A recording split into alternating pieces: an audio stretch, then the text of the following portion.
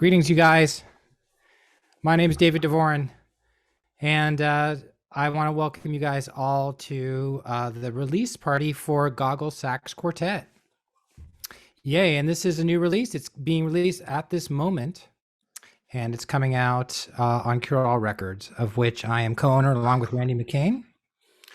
And so we'll be hearing the debut recording of Goggle Sax Quartet, and that will be Chris Jonas on soprano sax, Randy McKean, alto and C sax and clarinet, Dan Plonsey, tenor sax, E flat and B flat clarinets, Cory Wright, baritone sax, clarinet and piccolo. Just watch it. We don't have to be seen. So I just want to make a request too, since this is kind of awkward via Zoom, if you would be so kind as to keep your microphone and video muted. There'll be an opportunity to interact with the quartet, ask questions later. We'll have a Q&A at the end. But what we'd love to do for you is to present this new release, share with you some specially made video and audio just for tonight, and actually get the insight of our composers. So again, welcome you guys. Thanks for coming by. Hope you can stick through, and we look forward to sharing this music with you. So do we have the members of the quartet revealing themselves? I see Randy. I see Dan. Hi. I see Chris. There's Cory. Hi, everybody. Hey, you guys. Hey. So, Rogues how Gallery. how about we go ahead and roll Monopoly for a little taste on some of the music you guys have been working so hard on. Okay, here goes.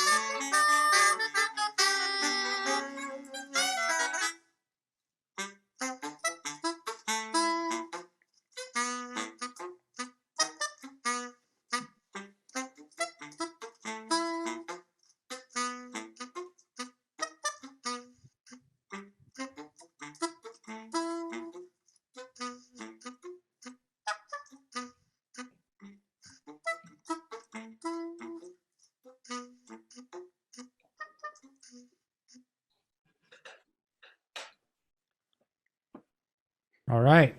Nice. Who made that video, you guys? I guess that was me. Yeah, All it's great right. fun. Yeah, It's those a are little test video. Like so much of our stuff, we'll throw an idea out there and it sort of sticks, and that one did. So why eels? That's what I want to know. Why eels? I can't answer that question. So a fun fact about that video is like those pictures of us are all taken by Miles Boyson, who was actually in his studio, Gorilla Euphonics in Oakland. And he recorded it, he mixed it and mastered it. And then he also did the photos. So he's quite an integral part of the production. So yay, Miles. You know, what I love about this video is that it really shows some of the characteristics that I attribute to Goggle, and that's this sense of humor. It's kind of childlike, it's smart, childlike, silly in all the right ways, and complex in all the right ways. And I think that kind of aesthetic seems to carry through this whole release. The more I listen to it, the more I'm picking up on some of these underlying tendencies of all you guys. Would you all say that you're just grown-up children? Sure, that works. Yes. I would say that Randy McKean, he might be a grown up. got a biggest beard. Yeah, come on. I mean, look at that. Look at that. Look at that guy. I know, So- mine didn't come in at all. Yeah, not me. Well, for those of you out there who have not, I'm not a grown up. Mantra. Hi. Mantra, Hey. You'll be hearing from Mantra later in our Oh my presentation. gosh. I'll fade Every away. time I listen to Mantra's cut on our CD, I'd say she's a genius. we'll definitely get to more music and stuff. Sorry.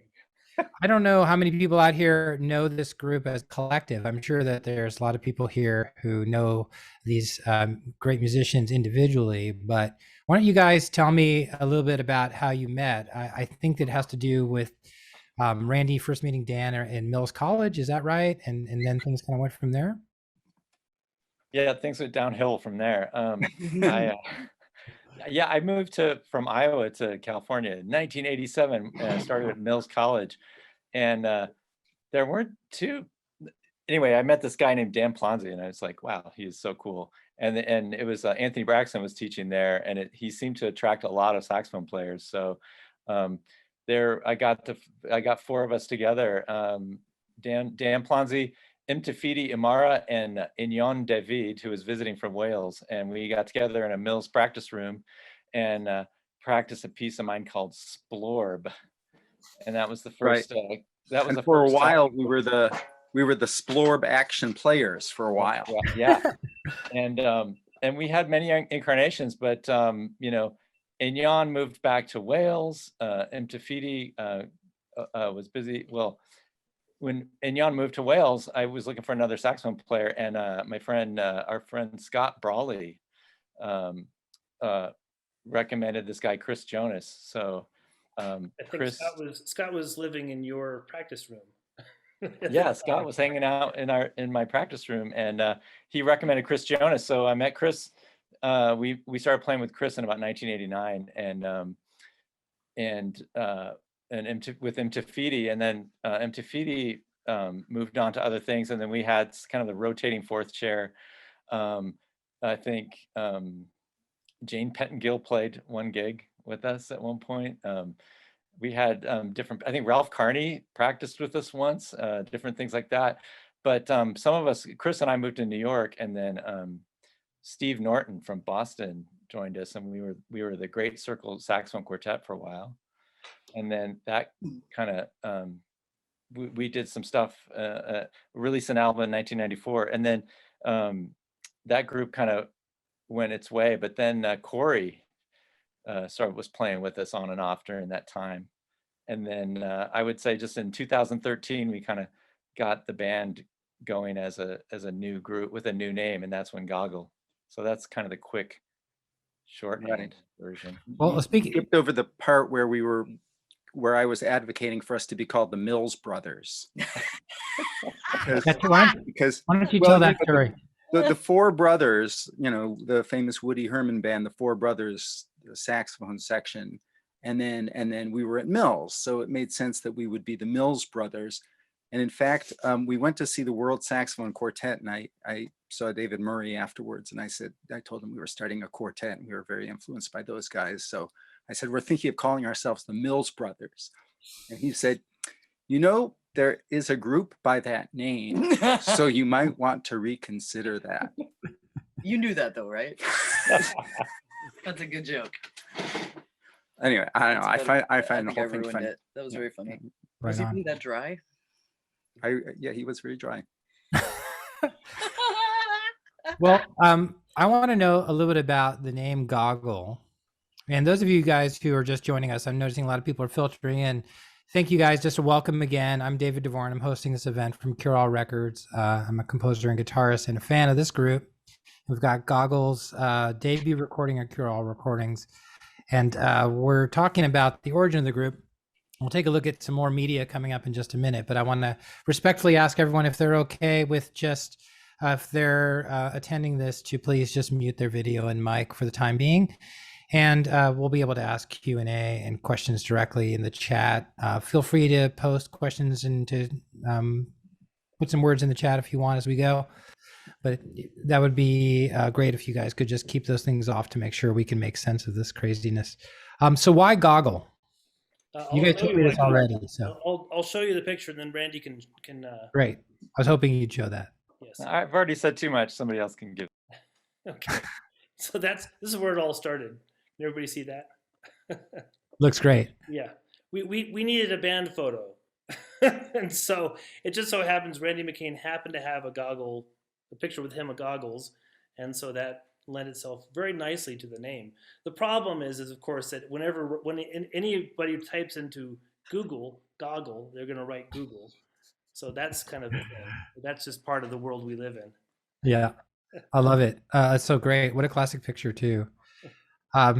You know, I just want to make a comment, kind of similar to what I said before, echoing the fact that you guys, some of you have known each other for such a long time. And I really think that that friendship really comes through in your music. Very much hear it. I think you said that when we were talking about this before this event, you said that Goggle was an ongoing conversation that lasted over 30 years. And I just love the image of that. And I can really hear that in the music. You guys relate to each other great. Yeah, And you can tell your friends. Cory Wright, do you have anything to say about friendships? Well, certainly, maybe this is a segue to introducing the next piece. Yes. This is the title piece of the CD, and it's called Eeyahdi, and it really started with just a sort of musical phrase that was sort of like a taunt. It's sort of like an annoying childhood taunt. And I was imagining very much Chris and Randy having to cope with playing this annoying, repetitive phrase over and over, and what these two guys were going to do with it is always something I consider. I guess it's sort of the Ellington idea, just really considering the personalities that we have. And so this piece is really built around this pipsqueak taunt played by the half-pint higher saxophones of Chris and Randy, and then a kind of blocky, aggressive, maybe low horn retort that Dan and I characterize with the tenor and the baritone sax. And so really that kind of forms the whole tension and dynamic of the piece. And as we go all through the piece, the horns combine in different ways, and the high and the low kind of come together in improvised sections and go against each other. And ultimately, the low horns end up joining the little high horn taunt. So that's, and then the title of the piece and the CD really came from the sound of this initial phrase. Well, we have some video, right? We can check that out. Yeah, and so I made it sort of reluctantly at first. We all decided we're going to try to have some kind of video component to the pieces we were going to present, and so I wasn't sure I was going to do it, but I went ahead and was inspired by just such a sign of the times we live in this pandemic era. I've been fortunate enough to be able to continue teaching private lessons online, and a couple of my young students, actually, I like to give them the opportunity to bring in a piece, something they really want to learn and they want to work on. And I've had a couple of students direct me to these YouTube videos where you have like a MIDI synthesized version of the sheet music, and it scrolls along and you can play along with it, and usually it has some horrible like MIDI synth sound that goes along with it, but you can play your saxophone and you can play the tune, and usually the tunes actually are video game music that's been transcribed and then posted on YouTube. And then, I guess that's how the kids are connecting with saxophone playing these days, is through video game music.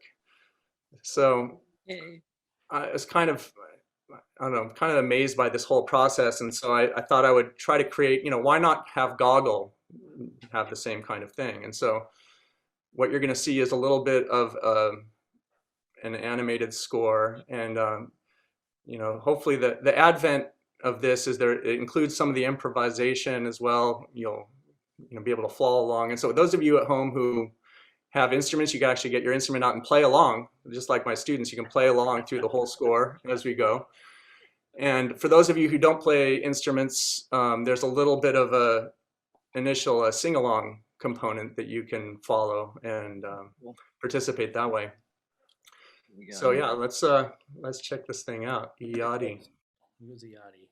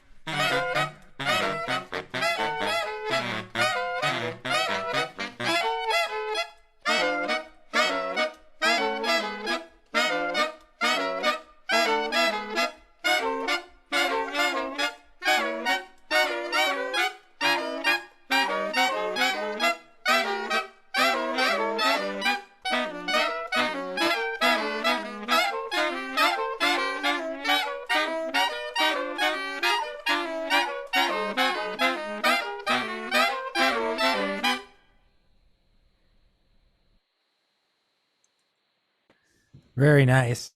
Yeah. And can I I just say got that it. one of the great things about playing music with people you've known for 32 years and and who are your dear friends is the capability of delight. I mean, with dear friends, you have the marvel of delight as it is. But then if you're actually working together and making stuff together, you have the delight of what your friends create. And then you play it on an instrument. So I'm telling you, you should, everybody out there, you should pick up the saxophone, join a sax quartet with your dear friends.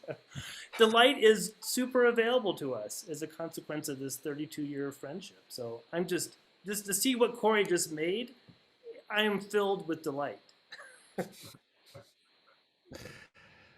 Nice job, Cory. All I can say Yeah. is beautiful note heads. Making me laugh every time. Just awesome. I And, also gotta say, I love the ending of that piece. It's like an oral illusion. Like it always sounds like to me like it's a record that's getting warped and speeding up. And it's just that Cory just made these slight changes to what we're playing. Like he just makes a slightly he moves our parts up a little bit in pitch, but it's for some reason the way the music all works, it's this really cool effect. I always love the way that piece ends. I'm like, what is happening? So it was cool to see the visuals. I love it. Yeah, and it's pretty amazing how well we played those parts. Yeah. Yeah, you guys nailed it. Yeah. Cory went through and took our I think I made transcription. one mistake. Cory took our improvisation and transcribed it for you all. So I just want to say that's that's just an amazing We thing. would like to know how that's done. yeah, Did just you great. transcribe it, or did you just feed it into a MIDI thing or something? I just fed it into something, some plug-in somewhere, and it all spat out, and that's what we saw. So Just great. Love it. Again, here we're seeing those themes of childhood, right? The taunting and the teasing, and we just keep seeing that stream. I think with the next video we talked about showing the crowd here, Randy, your Super Balls piece also has a real playful kind of childlike appeal. Why don't you set us up here with what we're Sure. checking out here? Yeah, I mean, when I was a kid, I loved super balls. I just thought they were the coolest thing. Like I was into comic books and all kinds of stuff. And to me, like super balls are like this like amazing, unreal thing. Like, how is it possible that this little ball can like just go, you know, up above your house, you know, like it just on a single bounce. And so like when I was working on this piece, I think it was originally called Tousle or something like that. It was like it has this little riff, and I started listening to it, and I thought of, speaking of, you know, Glee and childhood Glee, I was thinking of like Super Balls, and like I just remember like running outside, and I think my twin brother Ray is on the chat. I just see him said something there. We would run outside, slam the screen door, we'd have like a handful of Super Balls, and just like, you know, you'd like slam them to the driveway, and you just see like how high they could go. And like a cool thing was to like make 10 go at once and see how they all settled and did different things. So there's a part of that in this piece. But yeah, the piece to me is like it kind of has this goofy beginning, but then you hear the moment when everything just like lets fly, and you know, we're riffing on this thing, and you hear us start to improvise. And I love how we all kind of dovetail together. It's where you hear that kind of long relationship with each other, and like you'll hear somebody make a little sound and then somebody else echo it down here. I love how we are working together like that. And then towards the end, you'll hear this thing where it's like all the Super Balls bouncing in this weird way, and it's almost like if Super Balls could flock like birds do, you know, when they're doing that thing where they all go like this. That's the image I have. And I think after the video, maybe we'll show a quick section of how we had to do this weird mixing thing, because we actually, on the CD, you'll hear that the sound actually pans to the left and pans to the right, and the score is kind of tells us to do that. So, you know, maybe we should watch the video, and then you know, and one more thing, ironically, you know, David and I started this is being released on Cure All Records, which is an odd thing to call something during a pandemic.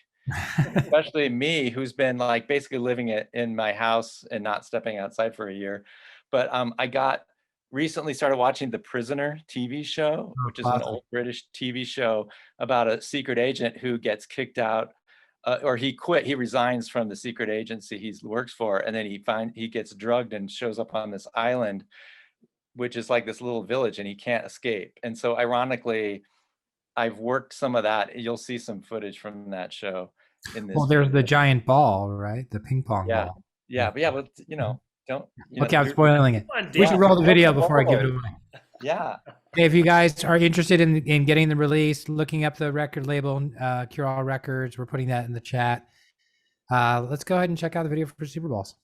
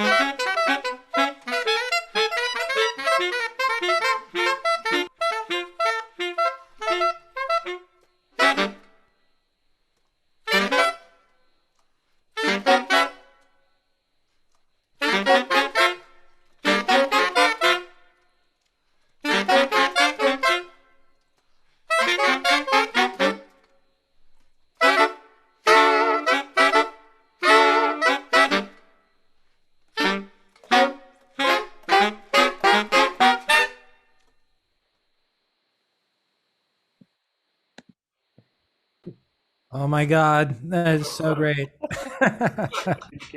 Good job, Randy, with that. Uh, Oh thank you, man. All right.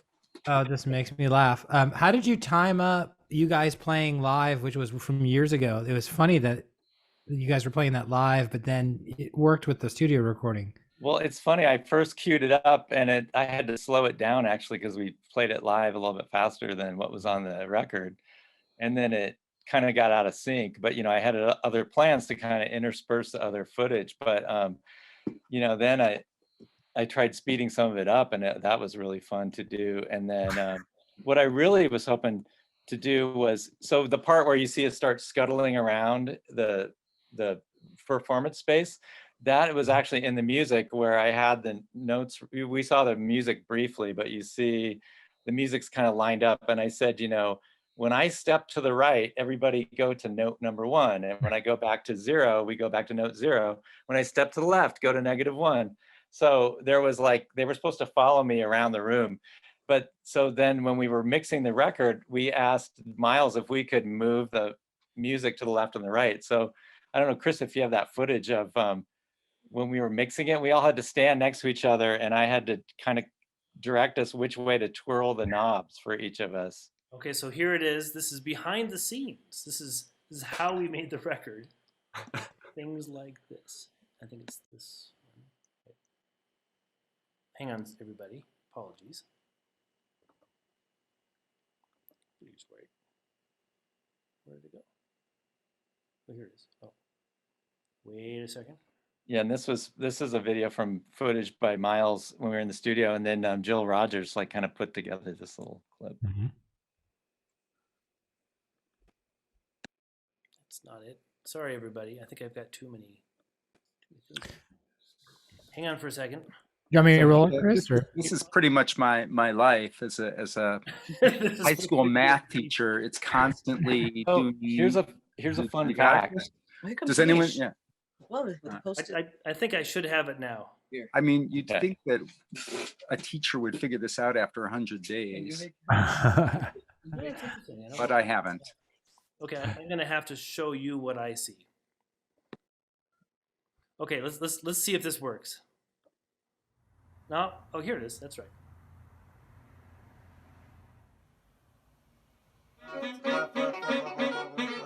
Right. 0, 0. Right. It's working. Left, 0, 0. Left. Randy just left. Right. 0, 0. Right.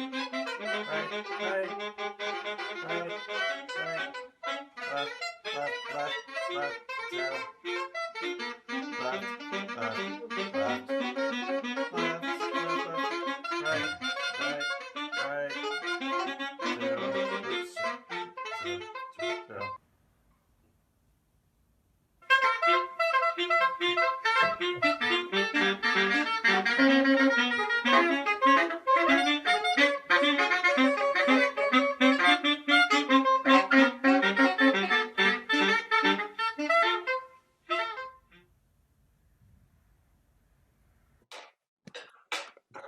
There you That have is such an exciting video to watch. Oh, it's so funny. No, it's really dynamic. Hey, you guys, why don't you talk a little bit about the recording process? When you guys went into the studio, how many days it took? What was that like? Does anybody remember? How long ago was it? I mean, when you guys made the recording? Was it August of 2019? I think it just said. It's either 2019 or I don't know. Did it? Yeah, it just said.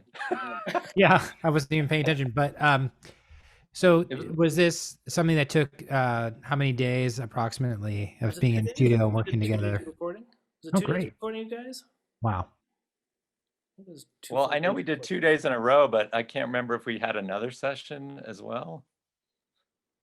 Well, we had mixing sessions. Maybe we did some additional Yeah. stuff. I can't remember, but it was fun. They were long, fun days. Yeah. San It- Diego. I, Hot. I love the contrast of the choreography of the panning and Randy saying left, left, right, right, and then you guys listening, which you're just basically still and exhausted from the whole procedure. Yes, you're right. In that video, I love the look on Chris's face because he's like totally immobile and he's like looking at me like, okay, what? Huh? That's so fun.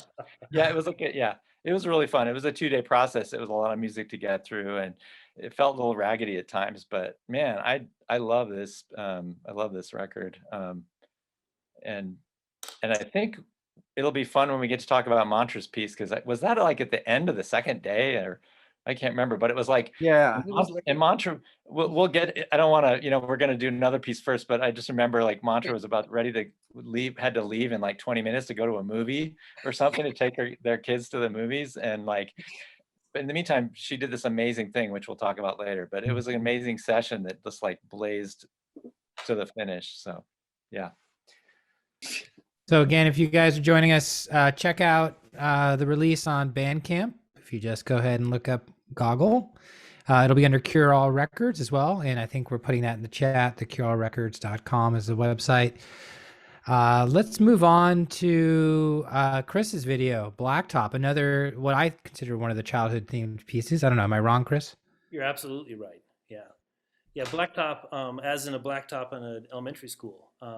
It was a conversation of my 40-year-old self and my 8-year-old self, living at the time living in Brooklyn, New York, and coming home off the subway in Brooklyn, and stepping off, and adjacent to the subway station is an elementary school, and there were a bunch of kids on swings, and it was a hot day, and you could see the kids swinging, but you could also see kids kind of in the shade, and it reminded me of being a child in elementary school myself and being somewhat of a wallflower, which I think is a surprise for some of you, but I was a shy kid, and lying on the grass at the edge of the blacktop and watching the ripples of heat on the blacktop, and then the swings off in the distance. And so there's sort of a childhood thing to it, but it's also kind of a complicated childhood thing. And I made the video last week. I was in Los Angeles, and I took a stroll about in the neighborhood I was in Santa Monica, and shot video of my own recollections of those times, but then also seeing kids playing and so forth. So you'll see a mixture of worlds here. Also, my roommate Dylan Tenario is featured prominently on the swings themselves. So special. Okay, so here goes. I'm going to share the screen and we're going to watch Blacktop.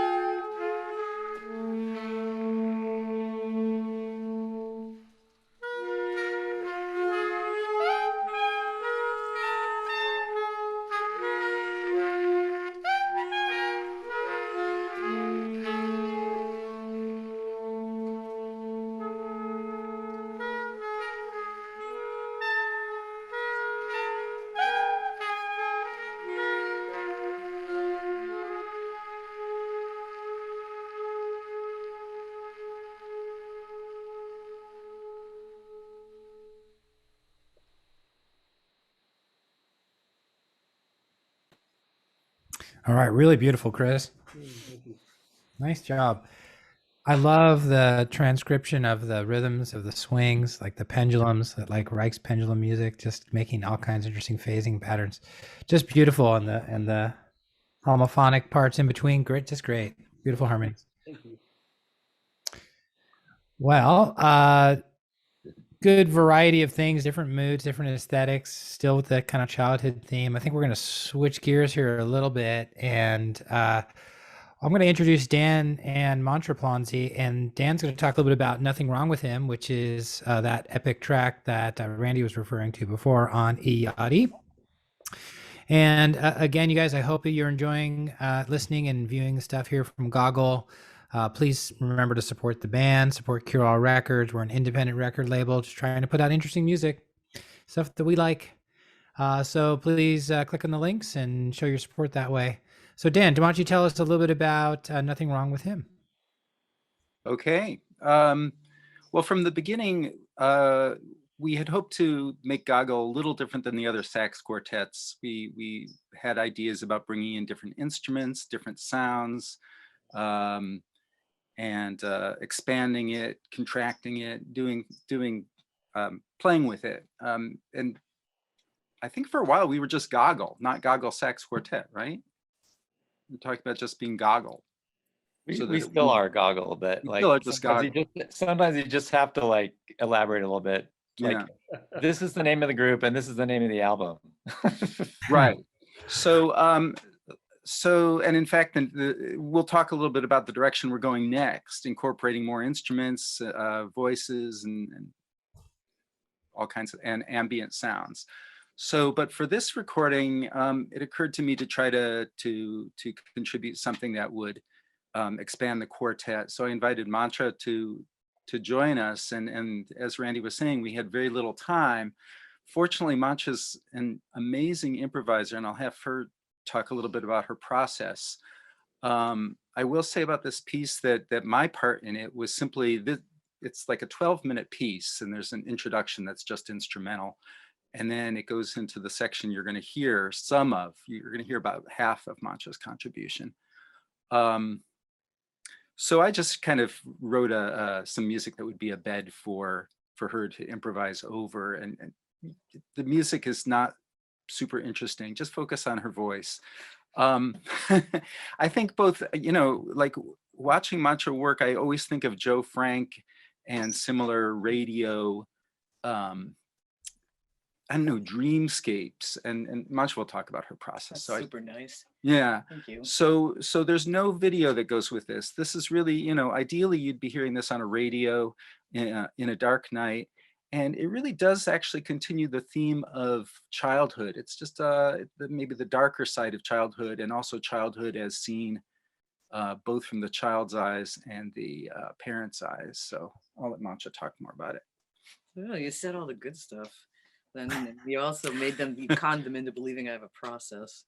I write stuff down all the time. I've been doing it since I was super young. My dad gave me his old typewriter when I was 16 and went away to live by myself on a well, that's a story for another time. But no, but I've always just had like backups of prose and poetry to draw upon. And if I have a process, it's trying to remember what my dad said, which always was cut it by a third. He was an English teacher and a fiction writer himself, and a playwright and an actor. And I think I just always thought you were always supposed to be writing things down whenever possible. Yeah. Well, to see you perform, you'll bring in, there'll be sometimes several books that you'll read passages from. There'll be notes on paper. There'll be your phone. There'll be all these sources, and you're kind of in real time collaging. Exactly. Yeah.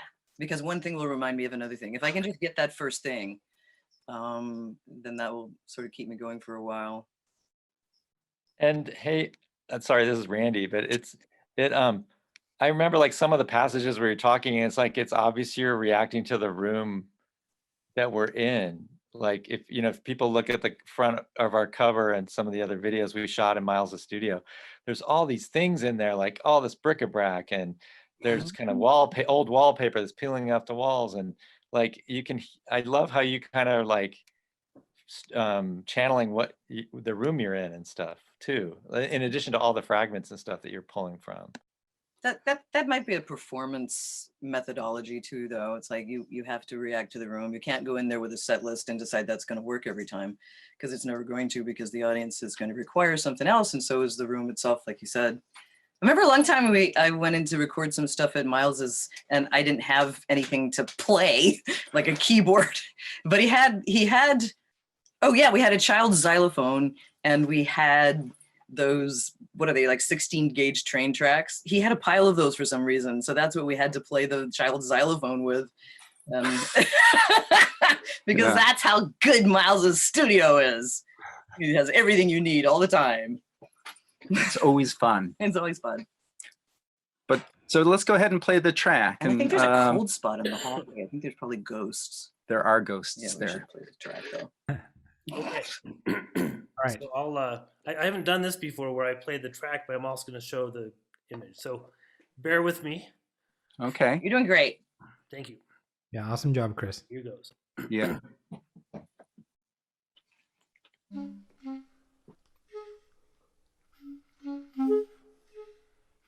She finds herself inside, is unable to turn on the lights, and she can't find anything. And every time she wakes up, the world has gotten worse, but there's always a beautiful place.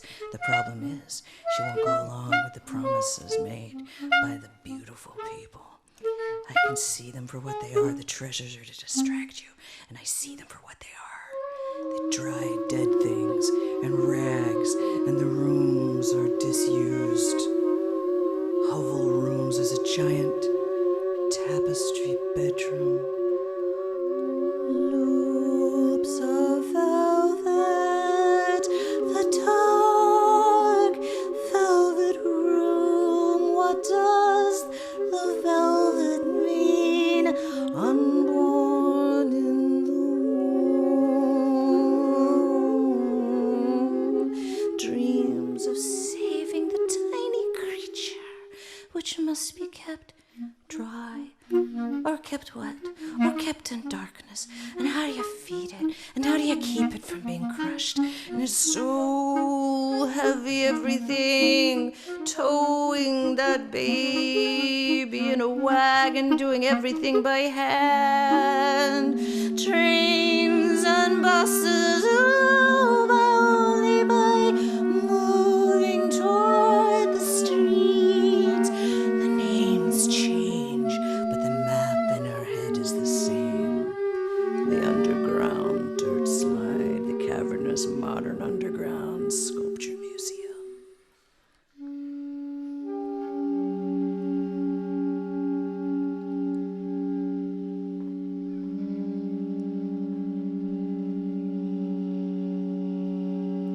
In the place between waking and sleep, that's where I'll wait for you.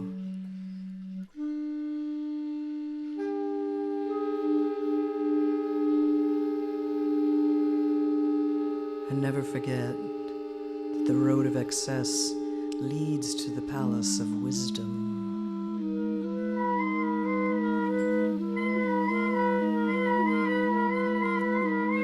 'Cause I've always known about the crack between the worlds.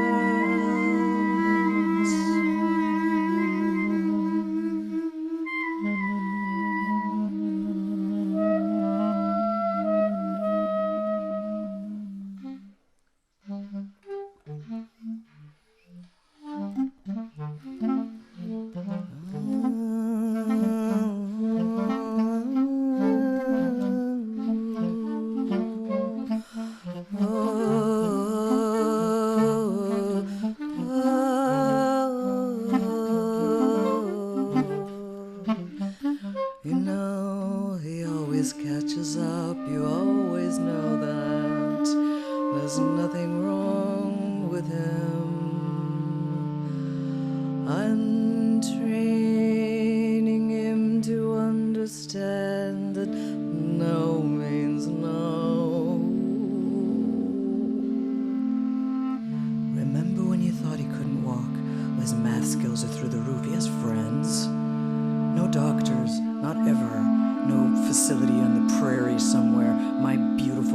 one of those places.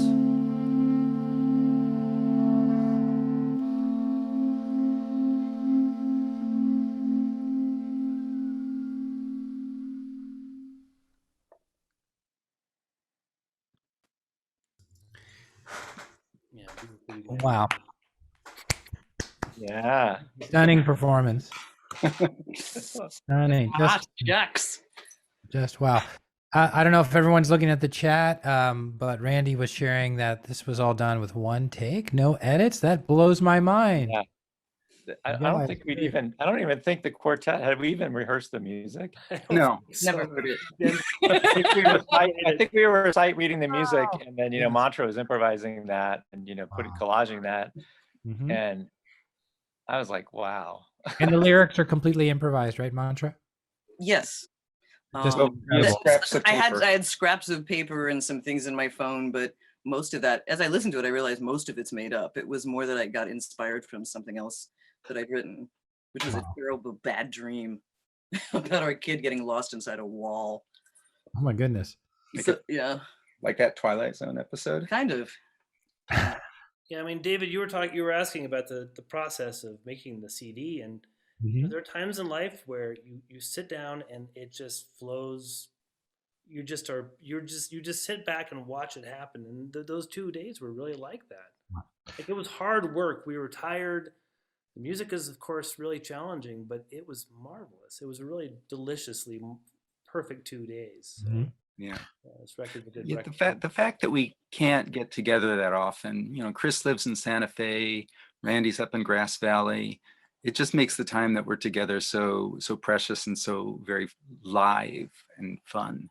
Yeah, that was supercharged. It was magical. Everything was right. Yeah, it's my favorite thing to do. Yeah. Have a feel of that. And, you know, like putting together the CD, you know, you just have all these different tracks and trying to figure out an order. It was like that track, it felt like to me it had to be the ending track. It's so like monumental. There's like no way to really follow it. And the way it fades, that was what we heard is the end of that piece. And when I was writing up things to publicize the record, it's like it ends with this cinematic fade out almost, because it's like, you know, I always take this deep breath and just go, whoa, after that piece. I just like, anyway, I won't go on, but it's yeah, Mantra is amazing. What a great ending. Thanks a million. Yeah, I'm gonna take a moment before we segue into our last unit here and maybe have some questions from you all. I'm gonna take just a moment to plug this CD release. You guys should definitely hear how this all works. All these great working parts revolve around each other, ending with this beautiful piece. So I encourage you to go to Bandcamp and purchase the Goggle Sax Quartet's Eeyahdi CD. Also, you can check out the CureAllRecords.com website to see about this release as well. We have some future releases planned. Let's talk a little bit about what you guys want to do next. Now, I know you guys are active, and Randy's filled me in on some of your plans, and you guys have showed me some of the things you're working on. And I was pretty blown away and pretty excited about this. It made me actually, frankly, feel a little jealous because, I work with groups of musicians, including Randy here, and we've got some projects brewing, etc. But you guys always seem to do something that is so collaborative and so inventive, and it made me feel very jealous that I didn't have a project like this, especially during the pandemic. So, Randy, do you want to describe this Desert Frog bassoon project that we're talking about, and maybe share some of the video and flowchart that you guys made about this? Sure. Why don't you talk about Randy, and I'll show the flowchart.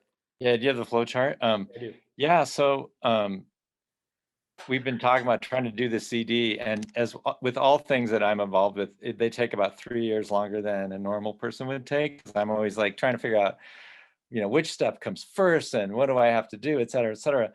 But so it took us, you know, there was a long delay in getting this CD up, but here it is. And but it was fun we had a lot of Zoom meetings, and we were talking together and trying to plan some things out. And then we started talking about music, and I got this idea that, like, hey, you know, there's a bunch of people that are sharing things, you know, they're recording things and sharing tracks with other musicians. Like, maybe we could try doing some of that. And I had just started dipping my toes into that water. So I thought of this idea that, hey, maybe each of us could compose 1/4 of a piece, compose something and then send it on to one of the next guys who would then add to it and then send it to the third guy. And then it would go to the fourth person.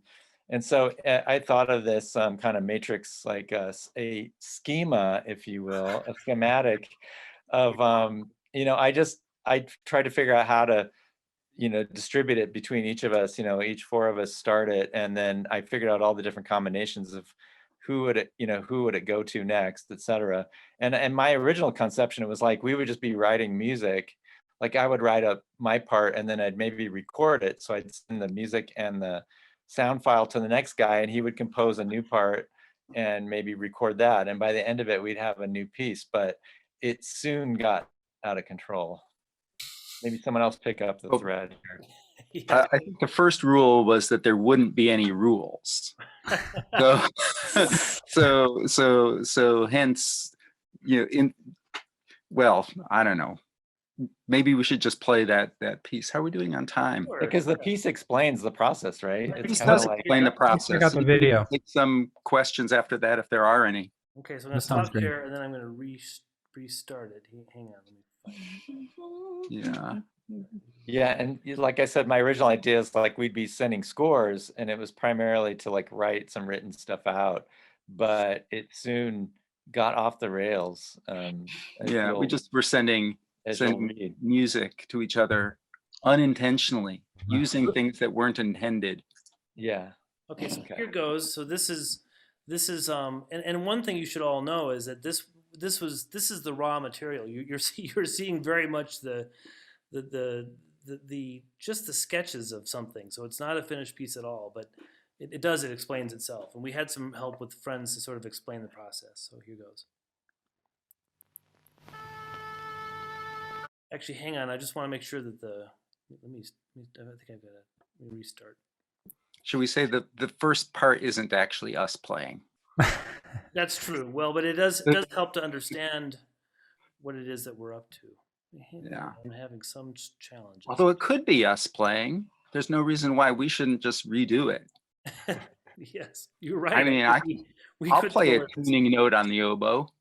Okay, yeah, Cory will transcribe it for us, and then we'll play it. You can see do I have the right thing up? You can all see the... Yeah, we can see it and hear it, okay, I think.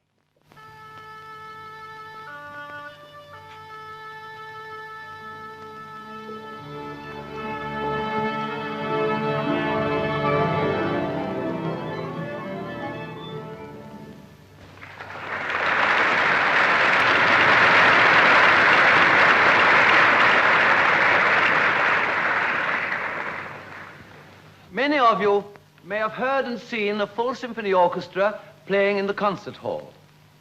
Many more of you must have heard one over the radio. But today, I want to take this great musical box to pieces, show you the various instruments, and let you hear their own particular sound.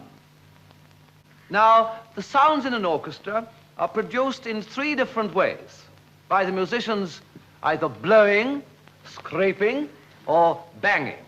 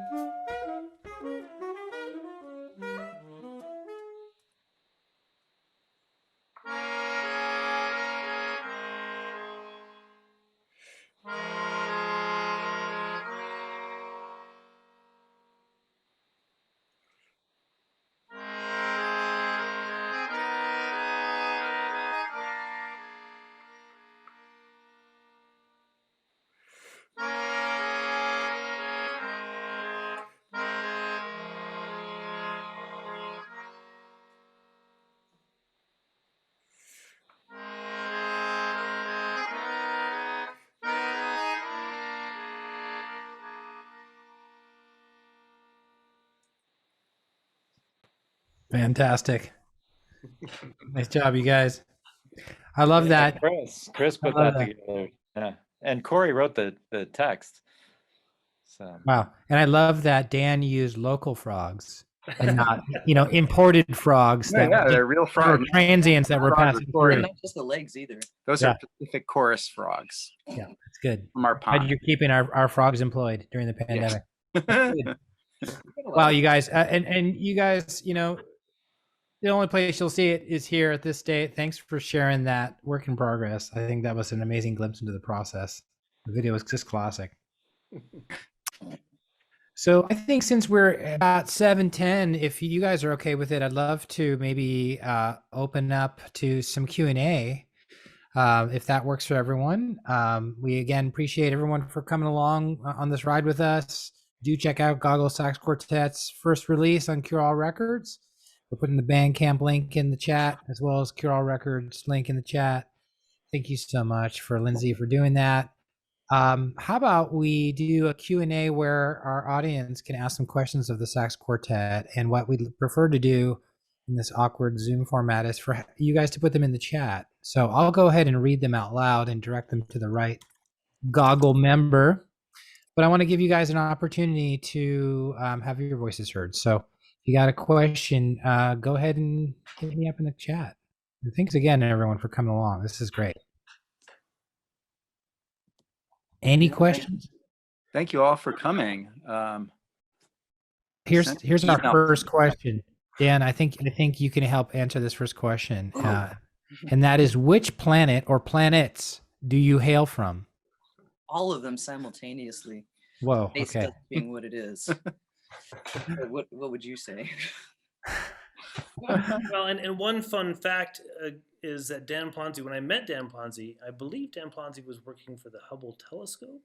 So Wow. Working for the astronomy department at UC Berkeley. You actually could help us with this problem. But But you know, I'm a long time listener and fan of Sun Ra, who of course is from the planet, or was from the planet Saturn. So I think Saturn's taken. Yeah, you can't do that one. Sorry. So I don't know. I'm still really looking for my planet. I do always think in terms of in writing music, you know, trying to write music that would evoke a different culture than that we have on Earth, but somewhat akin to. You know, I don't know. I do believe it's from some planet outside the solar system. Anyone else want to weigh in on the planet? Nibiru, is anybody taking that one yet? I don't think that's taken yet. That's a perfect place for us. What's the name of that? Mua or something? Oh yeah, Oumuamua. Well, that's a comet supposedly. Yeah, right. That works. Yeah. Not That's probably cool. spaceship. Oh, we have another question. This is kind of a question here in the chat. Didn't realize you're all film artists too. Amazing. How did that happen? And I'm actually rather blown away seeing you guys pull these out of your hats in the last week or two. Amazing. So how did it happen, you guys? I know, Chris, you work in the visual medium. So that's kind of a I'm a filmmaker. So that came easily for me. But Yeah. I too, like you, David, I was like, what are these guys going to do in the way of videos? I didn't know if they knew how to make videos, but good grief. No, they came out fantastic. They sure did.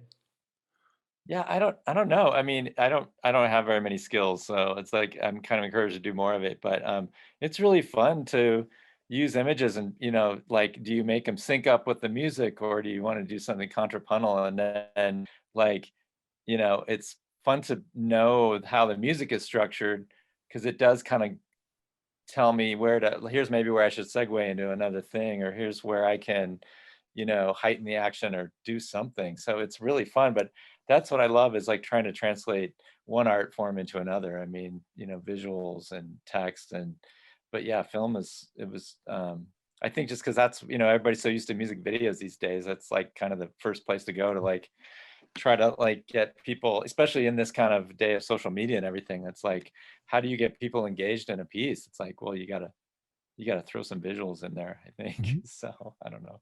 That's my story.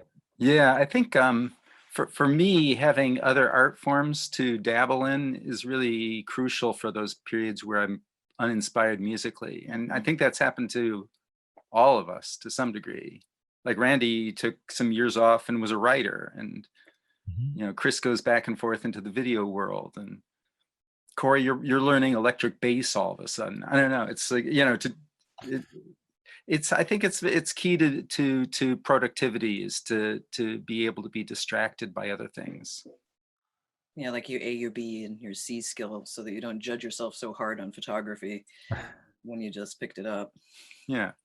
You know, one thing that they say is that, you know, we oftentimes hear the equation between music and math.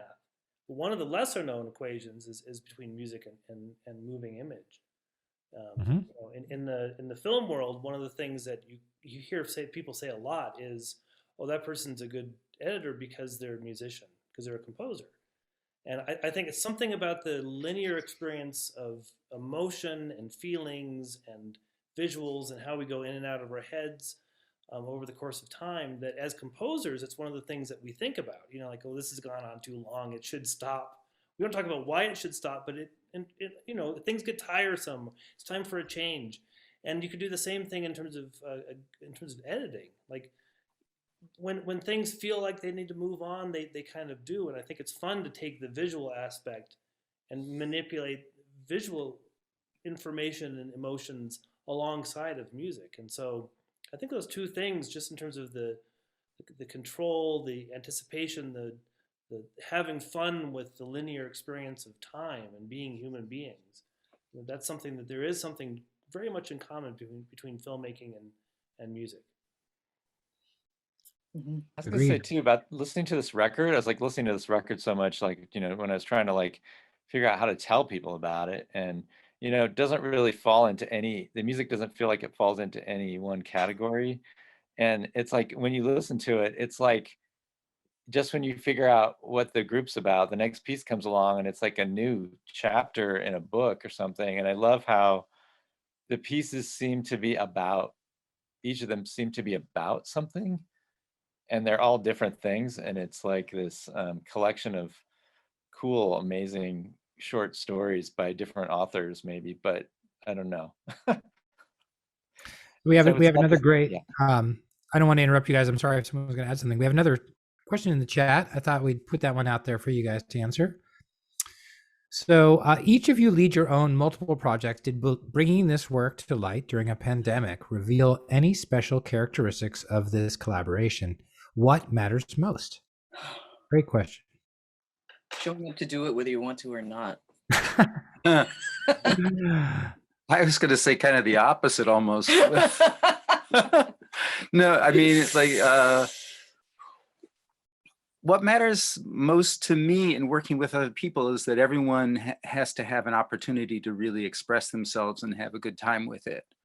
And I really like how, this allowed Chris and Cory and Randy to make those videos. And I don't know, that's what really excites me is and when I write music, I try to write parts that I hope that people will just really enjoy playing.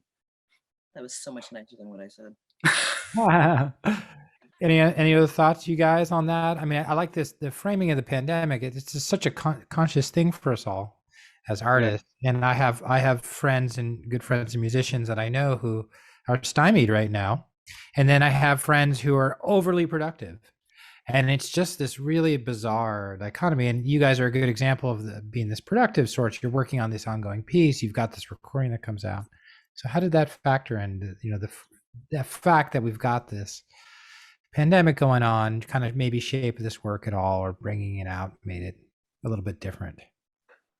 Well, one thing I was thinking about is, particularly as, we instigated this schematic collaboration. And there was, Randy told the story that we started off trading off scores, and some of them they came pretty difficult. You're like, oh my God, how am I going to fit my brain around this? And then in comes Dan Plonsey. And I had written this complex sax quartet piece, and I wanted him to hear the origin materials, and that I recorded on the phone. It took 30 seconds.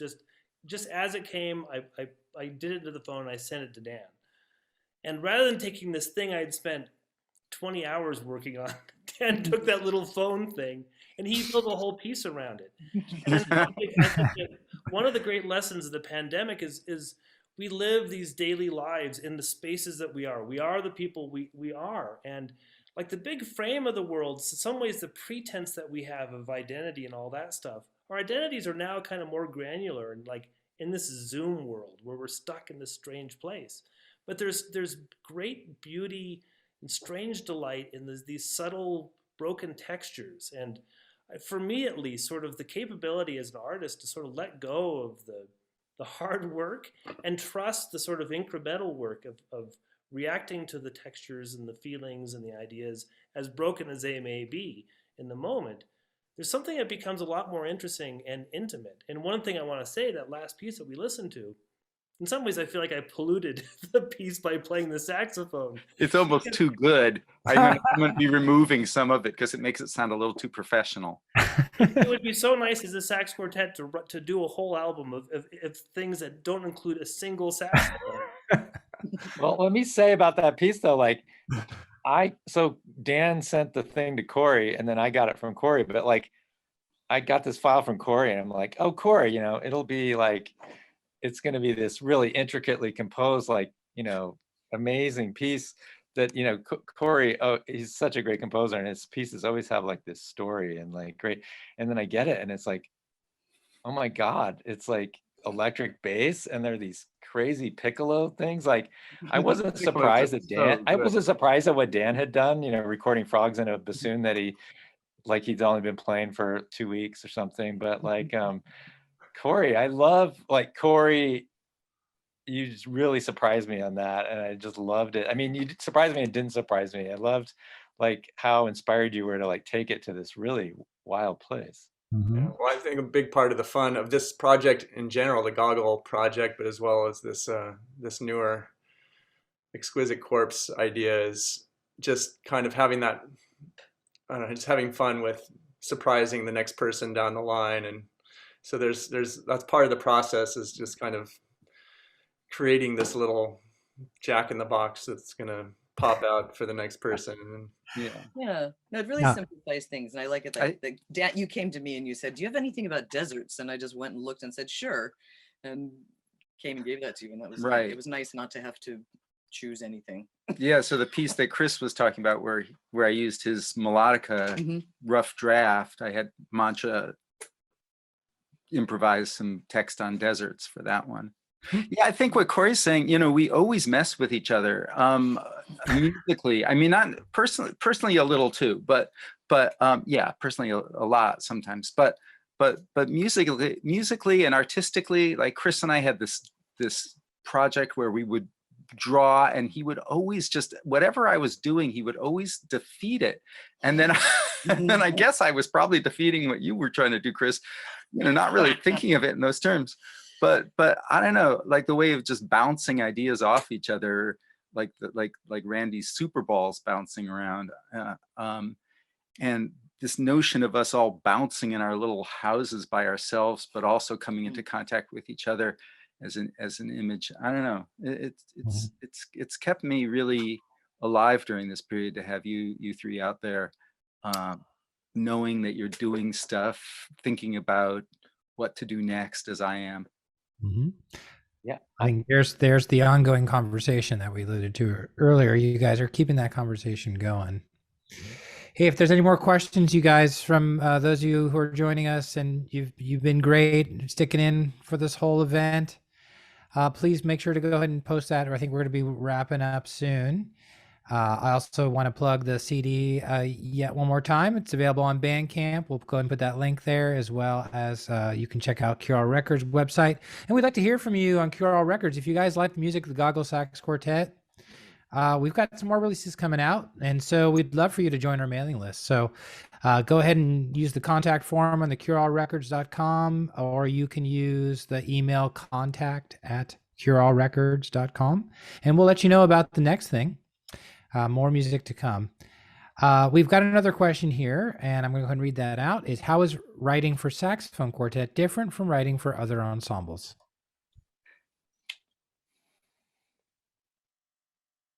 You guys all have experience writing for other instruments Well, too. one of the things is that we're all saxophone players, so we're writing for our own instruments. Mhm. That's one thing, and we're also writing for one another. It is, in some ways, it would be very weird for us to write sax quartet music for another sax quartet. It'd actually be a funny project to do. No, but I mean, the thing is we didn't play. There's so much, as Randy said, there's so much on this record. But one of the exquisite things that happens is the composition, the improvisation. Sometimes you can't tell which is which, because there's sort of exquisite structure to both sides of that. And there are these moments where you can hear that we've been playing together for so long, because the four can become a single sound. The intonation of a sax quartet is this very strange thing, because we have the Western tonality, but then we can let go of that completely, and it becomes this acoustic production. Yeah, I would say that's the thing about what's different about writing for a saxophone quartet as to another group is like, because like Chris said, we're saxophone players, we kind of know the properties of the instrument, but it's like you can almost make it one giant instrument, because it's like you have this like extended range of this kind of similar sound group. And like I always loved sax quartets when I was a kid playing in them, because the blend was amazing. And I think so I think when I'm writing for it, I'm always kind of conceiving of it as this like one, it's kind of this homogeneous unit in a way. It's like almost like my instrument just got bigger, like the saxophone just got bigger, but I think it's like that's me. Yeah, I think you can hear that like in Super Balls in your piece that we played tonight. Towards the end, just that texture is really amazing.